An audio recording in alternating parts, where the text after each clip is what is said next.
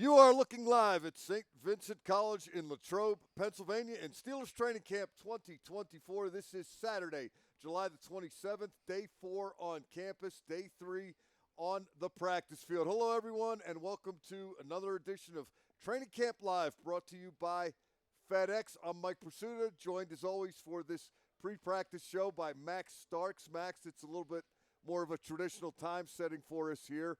The afternoon session after a couple of morning exercises this week, and it's getting hot, isn't it? It is very warm, and as you can see behind us, very bright out on the fields. We're used to a couple of overcast days, the first 2 days of practice, but now we're back into the normal training camp schedule, which we're used to, the 1:55 kick, and of course, we'll be waiting for Coach Tomlin.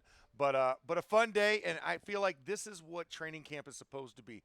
This weather, it's sunny, it's bright, it's a little hot, a little toasty. Get the guys cooking internally to get ready for what's to come when we get to September. I got to tell you, I normally don't embrace change as a rule, as a philosophy, but being down on the field the last couple of days at 11 in the morning, 11:15, whatever it is, a nice cool breeze. It's not so hot yet. It's not bad. I kind of like it. The earlier the better. I think I'm warming up to that idea. Yeah, and the weekend gives me an opportunity to actually go down on the field today because of my responsibilities. So I'm looking forward to being down on the field. But I will have a bucket hat on to make sure that I keep the sun rays out of my eyes. Nobody wears a bucket hat like you. You know what? Thank you. I mean, having a bucket head, I feel like a bucket hat's only natural. Of course, Max mentioned it's big day, big weekend. Mike Tomlin scheduled to address the fans here at Chuck Noll Stadium, the people in the bleachers and sitting on the hillside. The NFL has dubbed this weekend back to football weekend. All the teams are in training camp by now. The Steelers have announced their Hall of Honor class for 2024, and it's a good one. In case you missed it, Jason Gildon, Casey Hampton, Dick LeBeau, and Willie Parker. You know any of those guys? Fast Willie Parker. Fast Willie Parker. You must call him. I dubbed him FWP back in the day, which meant Fast Willie Parker. Is that you? I thought it was one of us in the media. No. I am now in the media, so I guess you could say someone in the media did. You sure about that? I'm pretty. You're taking credit for Fast Willie Parker? Yeah, I'm also the one that said he was extra fast in the Super Bowl. And that soundbite lives on forever. He's not just fast; he's extra fast. Well, it's funny. I was watching the clip of that 75-yard touchdown run against the Seahawks before we came on today, and Al Michaels, as he was running into the end zone, identified him as Fast Willie Parker. Yes, going for the touchdown for the Steelers. Yeah, because it was already established. Do we have to go back in history? Do we have to go find a soundbite? Every once in a while, yeah. And also, I was the last butt shake. That was the last thing you saw before Willie Parker broke that. Too. Oh, you had a nice block on that play. I do, and it's like a still shot of just my rear. Lofatutupu, was it? Lofatutupu. Yep. And he was another second generation NFL player like myself, and dads played against each other, so it's pretty funny. We've also got our colleague Missy Matthews with us for the show today. Eventually we'll be throwing it down the field and chat with Missy. But, Max, if we learned anything in the early warm-up portion of today's festivities, doesn't look like Russell Wilson will practice again today. He was down there with a baseball hat, not a helmet. Yeah. The Russell Wilson watch and the Russell Wilson wait continues. Well, as long as we get to Tuesday when the pads do come on and you get to see Russell Wilson, I'll take all of the Russell Wilson watch in this acclimation period for the first 4 practices because obviously they'll have Monday off. And hopefully by then we'll get to see Russell Wilson when it does become, as we call it, live because the pads are on. And no matter if you say tackle or no tackle, tackling will be done regardless. I did a show on Steelers Nation Radio with our colleague Bob Labriola last night, and, of course, we got around to talking about Justin Fields and his performance yesterday. Labs and I both thought that Fields was better yesterday than he had been the first day. I don't know if you agree with that or not. I do. I feel like all these guys, I haven't seen anybody take a step back yet. And I think for Justin, like you said, he one-hopped a receiver on day one. You didn't see that yesterday. So I feel like that's been a good progression for Justin as he's gotten the extra or higher end reps at this point because of Russell Wilson being sidelined. It was interesting, at least we thought it was. Maybe the listeners thought otherwise. But Labs and I both highlighted 4 plays from Justin Fields yesterday, and they were the exact same plays.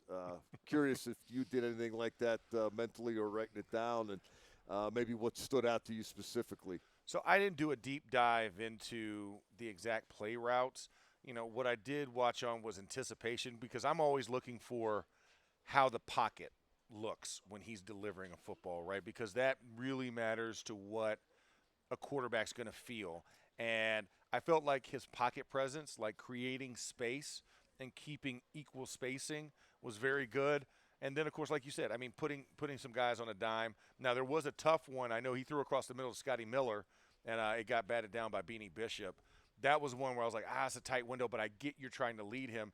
But Beanie Bishop really made a good play on the ball. But it's just like that vision and recognition things and timing, I feel like are getting quicker for him. The one that really stood out to me, the ones Labs and I were highlighting last night, there was a deep ball to Calvin Austin that he dropped it. Fields dropped it in between Beanie Bishop and Minkah Fitzpatrick. The near sideline streak route. Yeah, because I was on radio, so it's like you don't know who's that quarterback. I know I saw the catch afterwards, and it was a beautiful one that dropped into coverage. Yeah. There was another throw down the left sideline because they were going the other way to Pat Fryermuth over Deshaun Elliott.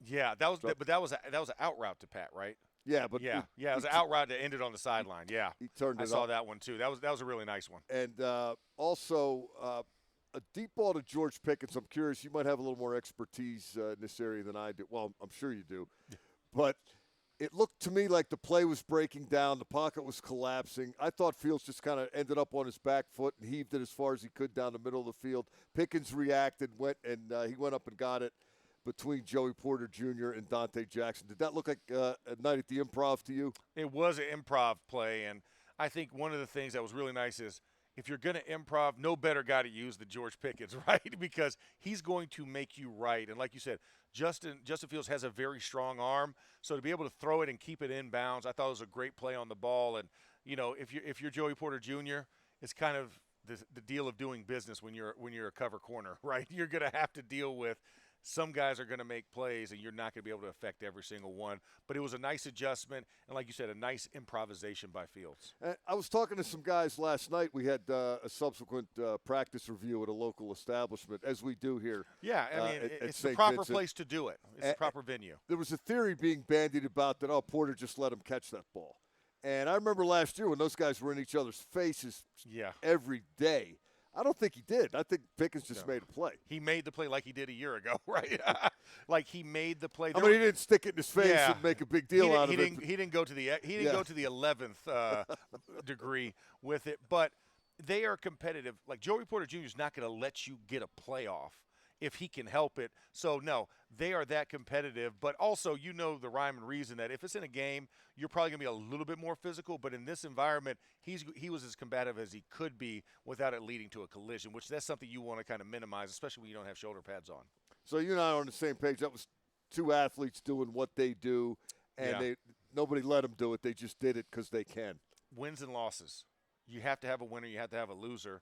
And nobody's going to concede victory until it's over with. So that said, is Pickens open when they break the huddle? No, I won't agree with that every time. Okay. But in that situation, I think you look for a George Pickens and you also look for a Pat. He's not like 7-Eleven, open early, open late. Yeah, no. I mean, some of the things, especially when we get into season, you're going to see the double coverage where you don't want to throw him into a situation where that over-the-top safety who might have coverage can possibly take his head off. And that's the other thing. It's a safety thing. But in that situation, he had a beat on JPJ, and he made and Justin Fields made a great play and throw to put him in a position to be successful. But I think in the season, I would not go with that mantra unless it's like, hey, gotta have it moments. And George said, I'm gonna make myself open, because I think a Pat Fryermuth will be one of those guys as well that's gonna say, I'm open, even when I'm not, I still am. Mount Washington, right? When you look at Darnell Washington, will be another guy I would expect to be a big pressure relief valve guy in the process. Yeah, full disclosure, we're watching football in shorts here. The pads aren't on yet. Yeah. It's the early days of training camp. But Fryermuth's getting the ball with regularity. Yes, a heavy dose of it. I mean, I think I counted it over the last 2 days, 10 balls that he's caught. So it's 10 receptions in 2 practices. And probably already. A few more targets, right? Yeah, a few more targets. I didn't count the missed ones, but I just saw what the receptions look like. And Pat is very involved, and like you said, a lot of two tight end sets that put him and Darnell Washington in the game at the same time. And then you also see a lot of Connor Hayward. And those guys are also getting passes. And Michael Pruitt, who's also on this squad, and Hot Rod Williams, they're spreading the ball to the we're seeing a lot of tight end visibility and quarterbacks acknowledging that and delivering the ball to them. I've seen a lot of receptions for that tight end group, but Pat Freiermuth has definitely gotten the lion's share. Also noticing a lot of two-back in the Arthur Smith offense. When I say a lot, it was almost never last season. It was non-existent, It's been enough now that you notice it. At least I've noticed it. And it's not always, well, let's get Najee Harris and Jalen Warren on the field at the same time and line one of them up out in the slot or line one of them out wide. It's some fullback stuff going on, and it's not just Connor Hayward. Well, it's not just Connor Hayward, and we got another guy on it with Jack Coletto, who's a tried and true, dyed-in-wool fullback that I expect when we get the pads on and you see more goal line, short yardage situations, I expect to see him in there. So it's going to be really interesting to see how they're doing this. I love the two-back system. I've always been a fan of a fullback. Think Pat Ricard in our division for the Baltimore Ravens as being one of those guys that's a true fullback that does a lot of things that you can deploy. I would love to see how they use Connor Hayward, Jack Coletto, especially Jalen Warren. Then whenever we get Cordero Patterson, how they use those two running backs in the backfield. Because just as much as we want the two tight ends, I think a two-back or a 22 system now looks pretty good, too, if you could have two backs and two tight ends in the formation. We can agree on 22. We can. It doesn't matter which one's first. You can't flip-flop it or whatever. It's still 22. Hey, another thing I noticed yesterday, this wasn't the only such occurrence, but it's the one I was able to get some details on. James Daniels false started. He started his pull too soon. Yes. Got yanked out of the play, and Mason McCormick got thrown in. Now, a little post-practice research. I was told that they were doing that last year, not at training camp, but in season. Kind of, a little punitive measure for screwing up a detail.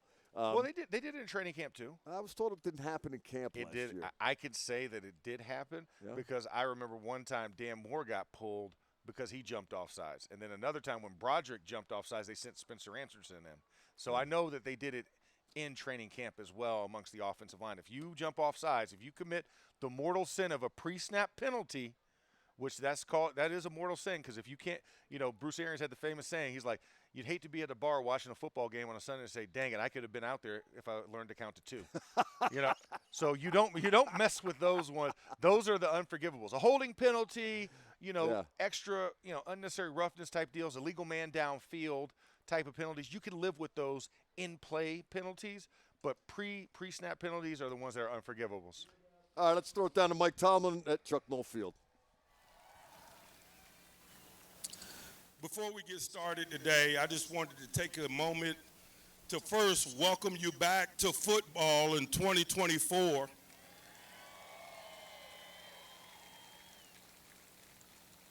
Next, I just wanted you to thank you for making this the very best training camp site in the NFL. We got a lot of new players and coaches, and I've been telling them how great this environment is, and your presence today confirms it. We're going to have a great time today. We're going to work hard. We hope that you guys have a great time today. We thank you for bringing energy to our work, and I'd be remiss if I didn't acknowledge, man, we got a new class of Hall of Honor honorees this year for 2024, some Pittsburgh Steelers legends, and we got one in the building today. I want you to join me in welcoming Jason Gildon and congratulating him on his induction into the Hall of Honor. What's up, JD? Man, we appreciate y'all energy, man. We're excited about doing it today. Keep coming. We need it. Thank you.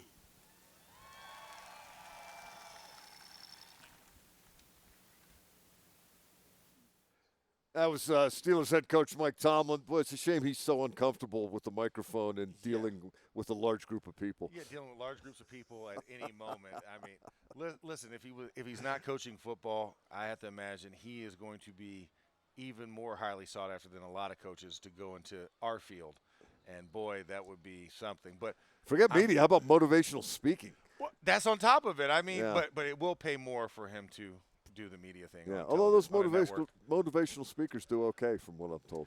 They do very well, but not as good as a network television gig. Anyway, back to the if you screw up, you're out conversation we were having before Mike Tomlin addressed the crowd here. I'm told, Max, we got to keep an eye on this today. There might be a little bit of an expansion of that protocol today. It might not just be you're out for one play. It might be you're out for the rest of the period, and you have to do a lap around whatever field the Steelers are using it at that particular time. And offensive coordinator Arthur Smith might pick up where offensive line coach Pat Meyer has started and include the skill position players in that kind of punitive, this is what's at stake here, so don't mess it up. Yeah, and I think it's absolutely a fair thing because, you're paid as top flight athletes to know what to do and when to do it. And then if you can't do it when they ask, that's a problem. So it's like there must be consequences for your actions. I know in every position group there's their own self-governance, their own guidelines of rules, and there's fines involved with that. But I think here on the field at this – like a kangaroo court kind of thing, like the players take care of it. Yeah, we take care of it. We name them. We get Belushis and Capizis and all kinds of other rules that we had in our O-line room back in the day that was named after players and stuff. But, the biggest thing is that it has to be accountability. And that is what is paramount, because if you can't stay on sides when you need to, that hurts your team. You lose penalties. And you have to understand that you can't just do it and we make up for it and all's forgiven. Like, you have to be the best. And the best teams are the ones that don't shoot themselves in the foot, right? And that's what Coach Tomlin says. So minimizing penalties is always a key.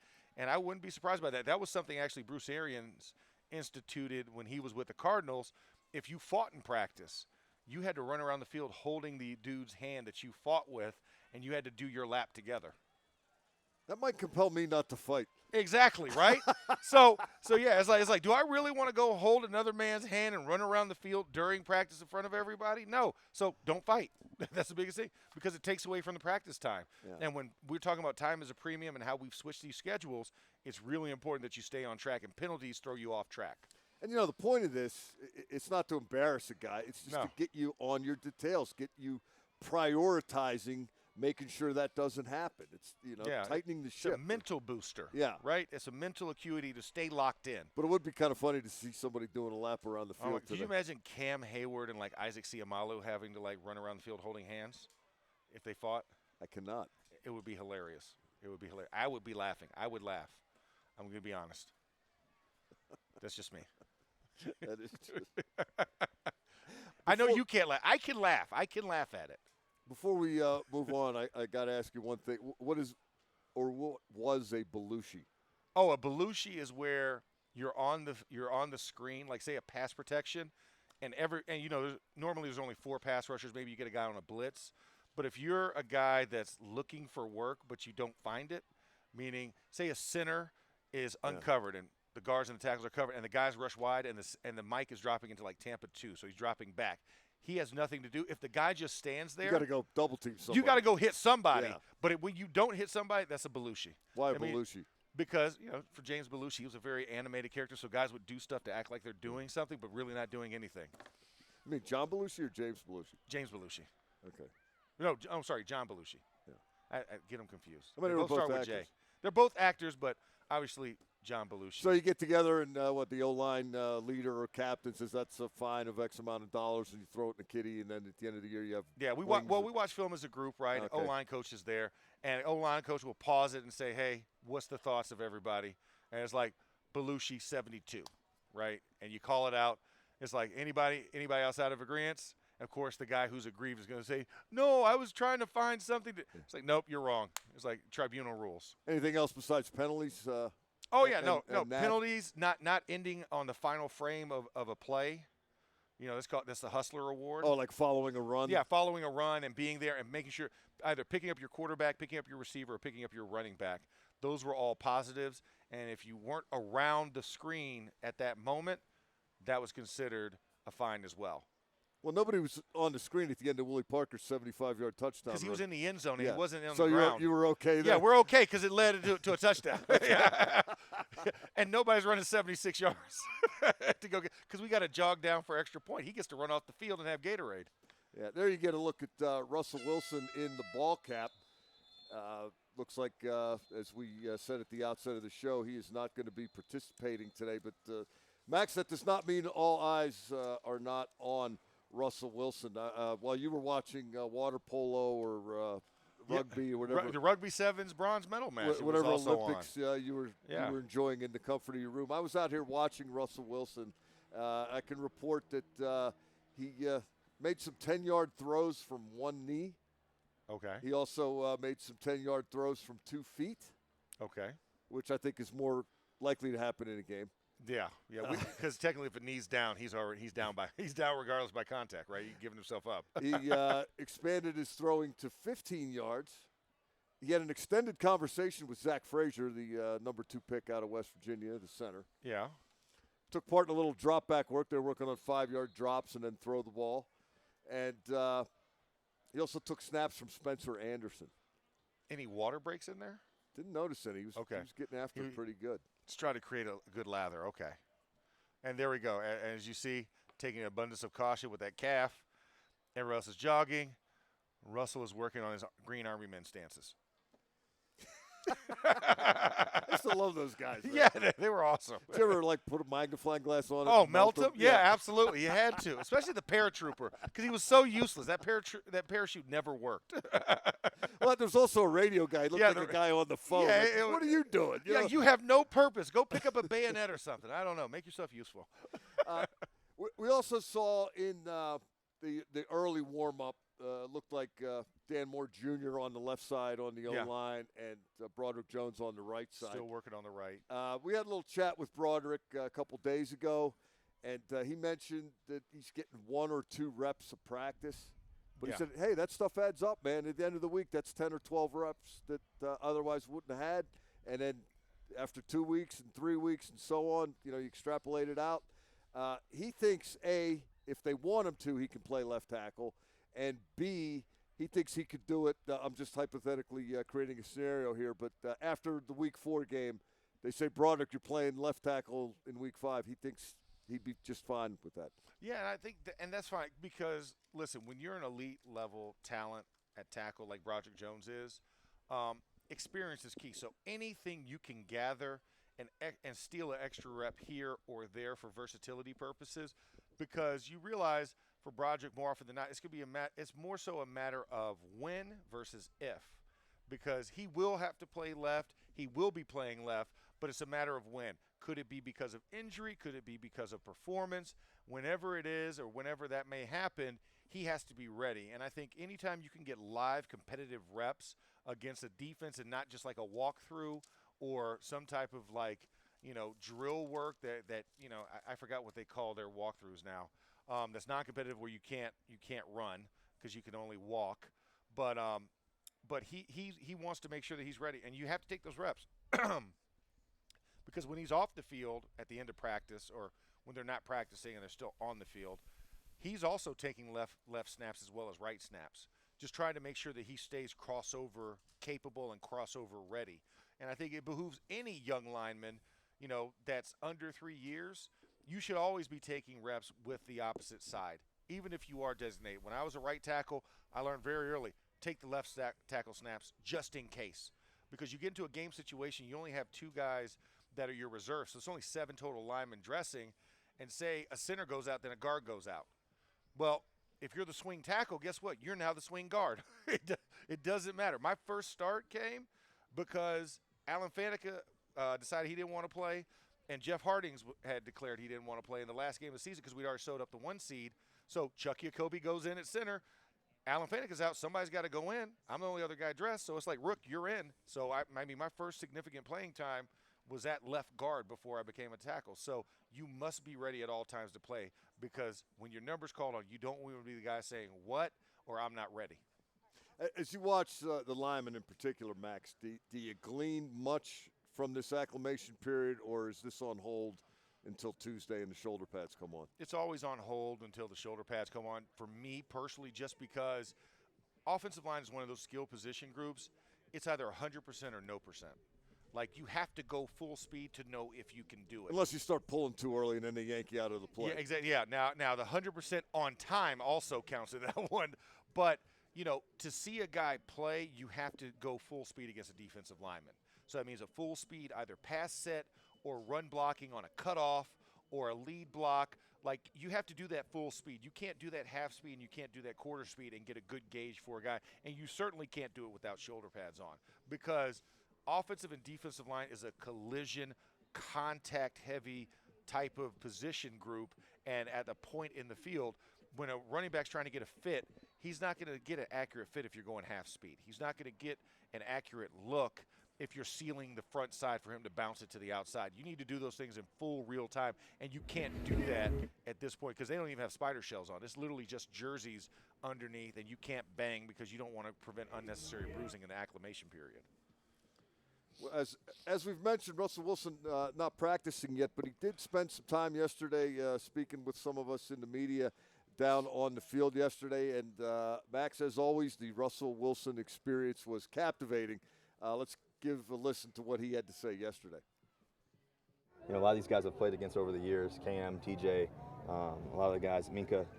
So the thing is that, E-Rob and I were talking the other day while we were getting ready for the day early in the morning, and just talking. He was asking questions about, hey, how do you prepare on a Monday? How do you prepare on a Tuesday? All these details, and Minka was asking the same thing on the field today. Just the thought process and how do you get prepared every day. So to be able to explain that knowledge, and to be able to go through that and talk about that, and just the details of how do you take care of your body every day throughout it all. Even when you do have dings and injuries, it's physical games. We're working hard and stuff happens, and the reality is that the big question is how fast can you get back every time, and that's always the mentality you have to have, and I've always had. And so I think treatment and all that's really important.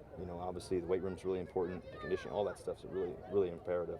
And so be able to share that, and so learning from the younger guys too. It's like, I always ask them, what are you guys doing to stay so young, and so it's always good.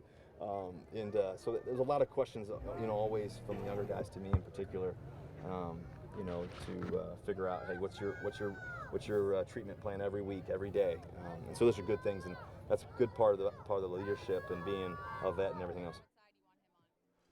I'll tell you, it's not a lot of guys that are that interesting when they're not doing anything, but Yeah. He's absolutely one. Well, and he details everything, right? I mean, you're never left with, what did he mean by that? Like, he's very intentional, just talking about the prehab and rehabilitation routine, right? And he's always in conversation with the training staff, with teammates about his process. And I think that type of transparency, you can see easily why he's been a leader for so long in the NFL, right? It's just not a question. It rolls right off him. Yeah. Natural leader, I think. Yeah, and he does it in such a compelling way that how much of that is he's the quarterback, and how much of that is him? I think I say 70% him, 30% because he's a quarterback. Because the position naturally kind of brings that attention. Connotes that, right? And you can either embrace it or you can kind of shun it away from yourself. But I think at the end of the day, like, he commands that, but he also exudes that, and that makes it even easier to follow a guy like him.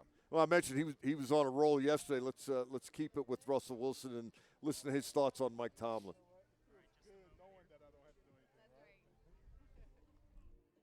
I really enjoy being around Coach Tomlin. His understanding of the game, of people, relationships. He's honest. He's thoughtful. Not just to me, but to everybody. It's really remarkable to be a part of and to watch and understand. And no wonder why. We've won so much here.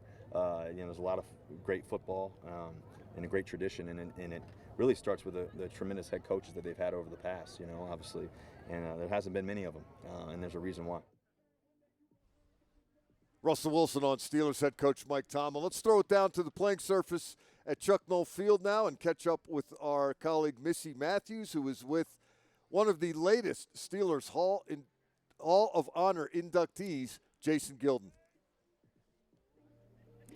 Hi, Mike. Hi, Max. Thanks so much. Down here with the newest member of the Hall of Honor, one of the newest members for 2024, Jason Gildon. You guys are under your nice tent. I was just showing Jason where you were.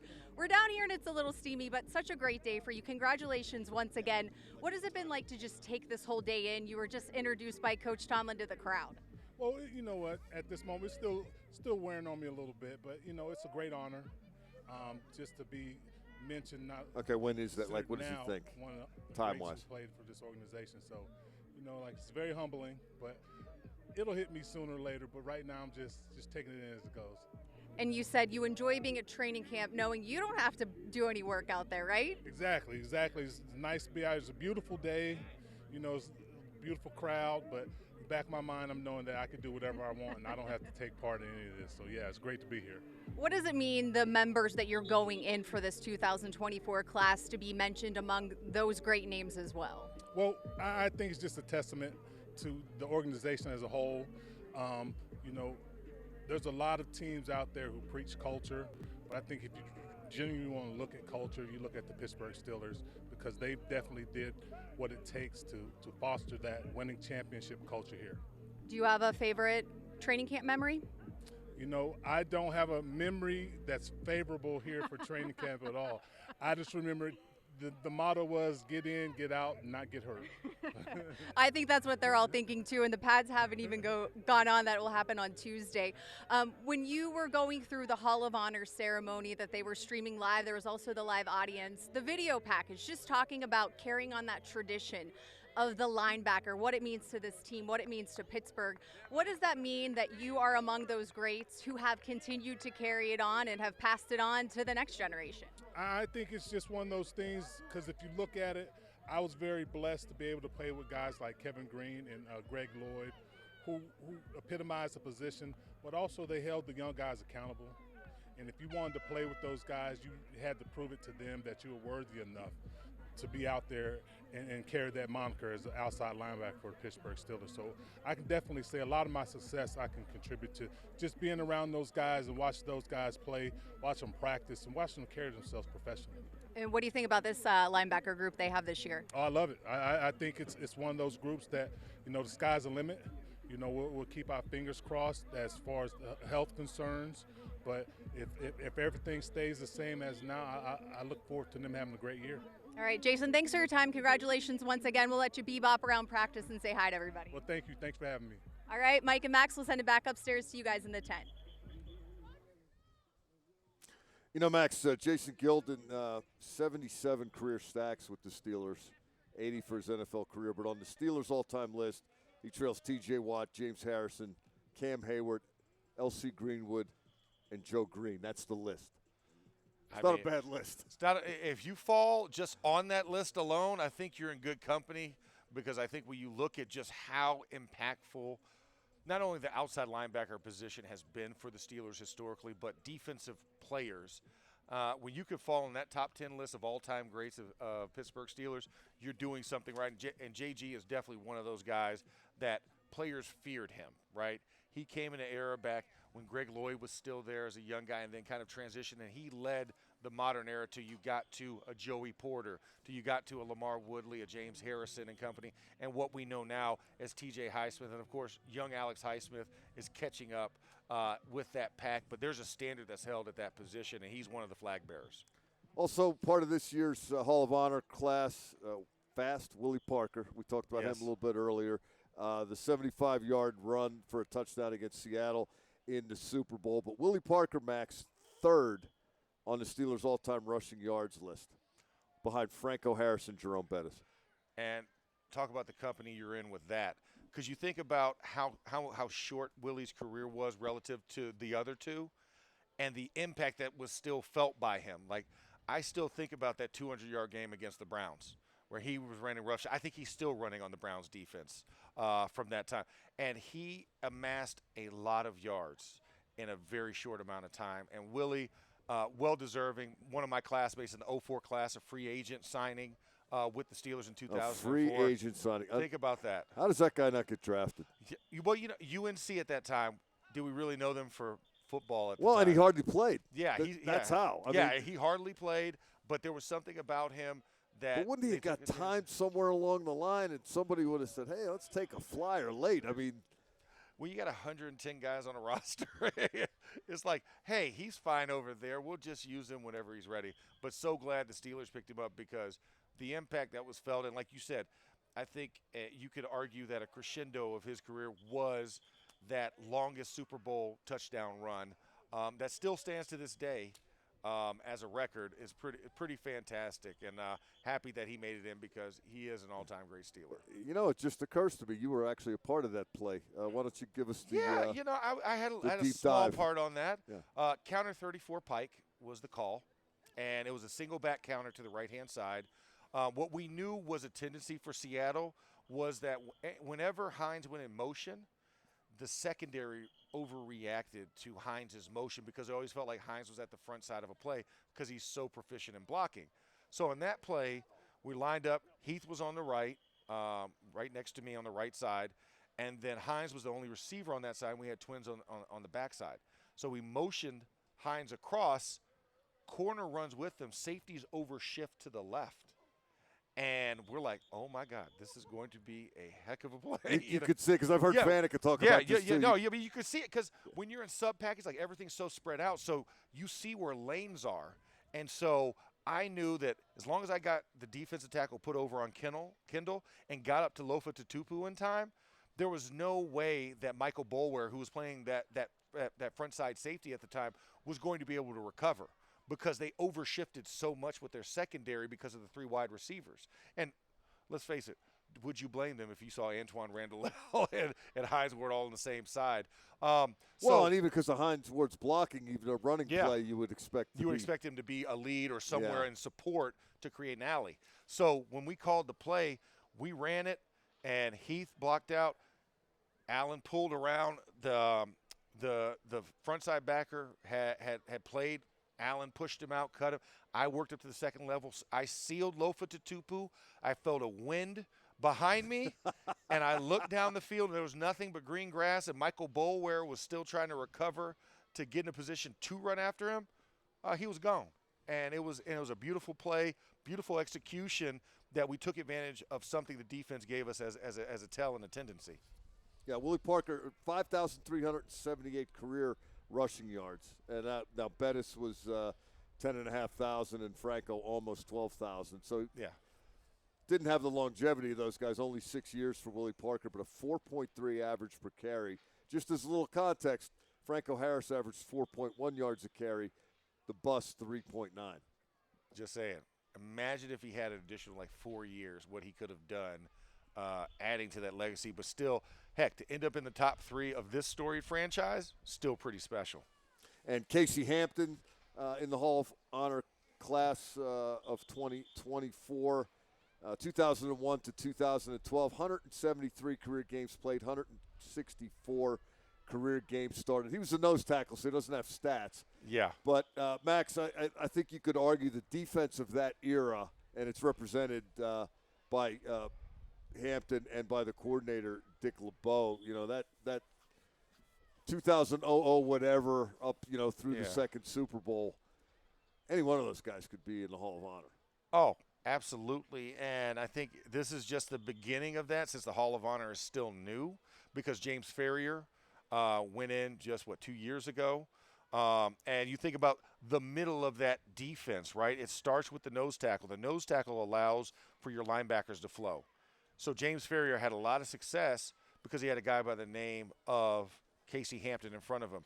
Just like a Ray Lewis for Baltimore would argue a Tony Siragusa, what he did for his career as well. The nose tackle is so important. And if you're a football head or a football aficionado, you understand the importance of what a nose tackle does for your linebacking core and for the run games in general. You think about how many times they led the league in rush defense. It's because of a guy by the name of Casey Hampton to go along with the other cast of characters, right? And then you think of behind James is another guy. Oh, yeah, by the way, he has a yellow jacket, Troy Polamalu. So Casey Hampton controlled the middle of that and allowed for those two guys to run free and create tackles. And even though he didn't get them, his teammates know that that guy deserves a part of that stat, because if he doesn't do what he does, I don't get to do what I do. And Casey Hampton is a cornerstone, just like Dick LeBeau calling the plays, of that defense and why it was so successful. Also, one of the funniest guys. Big Hamp? Yeah. Didn't have a ton to say, but when he would utter 4 or 5 words, they got your attention. Well, They and got you laughing. his laugh was infectious too. Sometimes Hamp, all he had to do was look at you and just start giggling, and you would then start laughing as well. I mean, just like when you talk about a happy disposition for such a physical and tough position, he had a great disposition, and Hamp was one of those guys. He could hang in any room of the team. He comes sit in with the offensive line every once in a while, make a joke about it, and he would go into the wide receivers room. Hamp could go anywhere, and we all loved him and we respected him because we knew how important he was to our team and how invaluable it was to have him as a teammate, because very few human beings on this planet and that play this sport can do what Casey Hampton did. The only time I ever saw him fail at anything, they actually tried him one year at fullback in a live goal line drill. Can't give him space. And he got hit by Kendrell Bell. Yeah, friendly fire. And he said, that's enough of this bleep. Yeah. First of all, he was done playing fullback. Anybody that gets hit by Kendrell Bell already reconsiders. Right down the end zone, right down here. Anybody that does that. In front of the hill and the trees. Listen, I played against Kendrell at University of Georgia when he was there as a linebacker. When I tell you we had grown guys on our team, upperclassmen, that were scared of him. They were literally scared to go up against him. And that carried on. When I got here to Pittsburgh, KB blitzed on the outside with our twos once because Foote and Ferrier were the two inside backers and KB was the second string guy. He hit me so hard with a stiff arm as a linebacker. He stiff-armed me as an offensive lineman. My chest hurt for the next 2 days. Like, he was that powerful. But the problem was KB only knew one speed, and that one speed was something you did not want to see in practice. You appreciate it on game day. You hated it on a Thursday.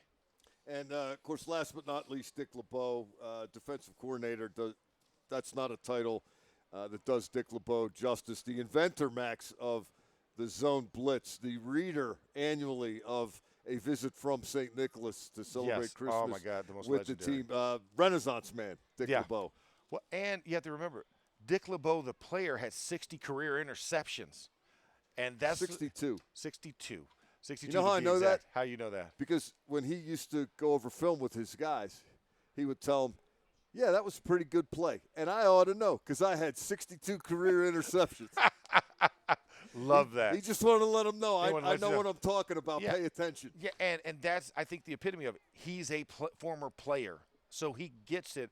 And I think that's why he's so wide revered. That's why he's so beloved, because he knew what it was to be in their position, so he can sympathize with the player when they're looking at something or they're trying to figure it out. He's a guy that has answers because he's been around this game. He's played this game, and he did it at a very high level, and that's why he has a gold jacket. I think he should get double gold jacketed for also being a coach, but what a tremendous honor. I concur. Yeah, I mean, it's something I could see that happening. And he was my father's defensive coordinator for the Bengals. And my father was actually one of his first 3-4 outside linebackers when he created the 3-4. In the interview room at Acrisure State, and this is, if you want to sum up what Dick LeBeau meant to the game, and you have to do it in one snapshot, it's his defense at the Pro Football Hall of Fame in Canton, Ohio, all wearing white 44 Lions jerseys. Yes. To honor their coach when he was inducted into the Pro Football Hall of Fame. And that is hanging up in the room where Mike Tomlin and selected players are interviewed by the media after every home game. And it was an awesome endeavor because you also remember that Hall of Fame class, Russ Grimm went in as well. Yeah. So what little known was the offensive line was off. We were wearing our 62 Washington jerseys.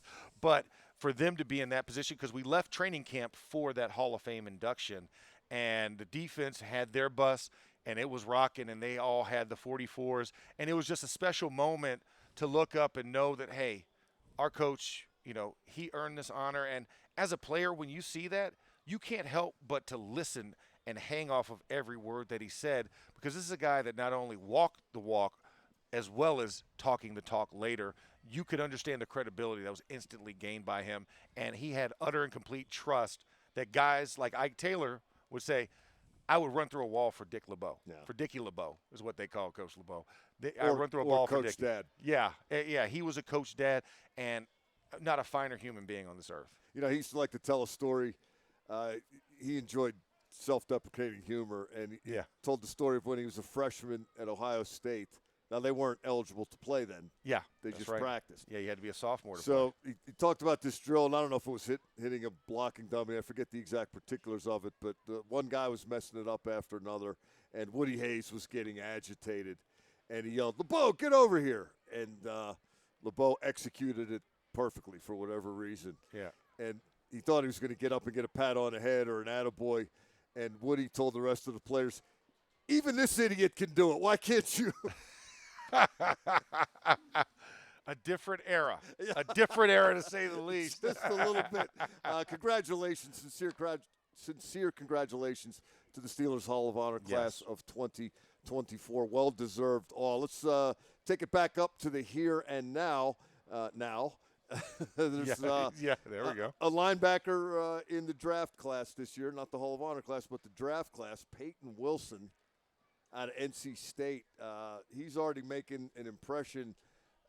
Payton Wilson was the first guy actually on the practice field for the start of training camp. First guy out of the locker room to make it down here. He said that was, happenstance. He wasn't trying to be number one, but he's got a pre-practice routine, and it involves getting down there early. That was just one of the things Payton Wilson talked about with a few of us yesterday here at St. Vincent College. Yeah, I mean, from now, since OTAs, it's a world of difference. I mean, I think in OTAs and minicamp, I wasn't able to be myself because I wasn't playing freely because I didn't know the defense how I wanted to. And, I mean, even yesterday and especially today, just how fast and freely I was able to move. Credit Coach AC, credit PQ, credit E-Rob, those guys for just leaning on me. And, the whole month we had off, checking in, making sure I'm studying film, making sure if I need any questions that they got me. So I was going to ask you about the influence that Patrick Queen and Landon Roberts and those guys are having on you, because you've been having some reps where you're standing there right next to Patrick. Yeah, I mean, it's awesome it's kind of cool. It's a little cheesy to say, but playing right beside two of the best linebackers in the game, Patrick Queen probably being one of the best, if not the best, and then E-Rob being up there, being in the league for 10 years, just the knowledge and just the natural instincts that those guys have and just the little information that they're able to give me. I'm like a sponge just soaking it up. Max, that's a guy a lot of people are going to be keeping an eye on in this training camp, Payton Wilson. He's a person of interest, I'll say the least, because he presents a very unique skill set to that linebacking position, and also youth, something that we haven't had for a while. We've had a lot of veterans and a lot of accomplished guys or guys coming off of injury that are trying to redeem themselves, but this is a tried and true guy that we went in, we scouted at NC State, picked him, drafted him, brought him in, and a guy that I feel is truly a Steeler, but he possesses a little bit of extra je ne sais quoi, right? Since we're in Paris for the Olympics, I'm going to throw that in there. That's all I know, and it means I don't know what. But it's something about him, the speed, the recovery, the adaptiveness to the scheme. Like, it seems like a natural fit for him. And I definitely like what I'm seeing so far. Obviously, more to be told when you actually see pads on. That's going to do it for us today. Don't forget, we've got the wrap-up show immediately following practice. I'll be joined by Craig Wolfley for that. So until then, thanks for finding us. For Max Starks, I'm Mike Pursuta. This has been Training Camp Live, brought to you by FedEx.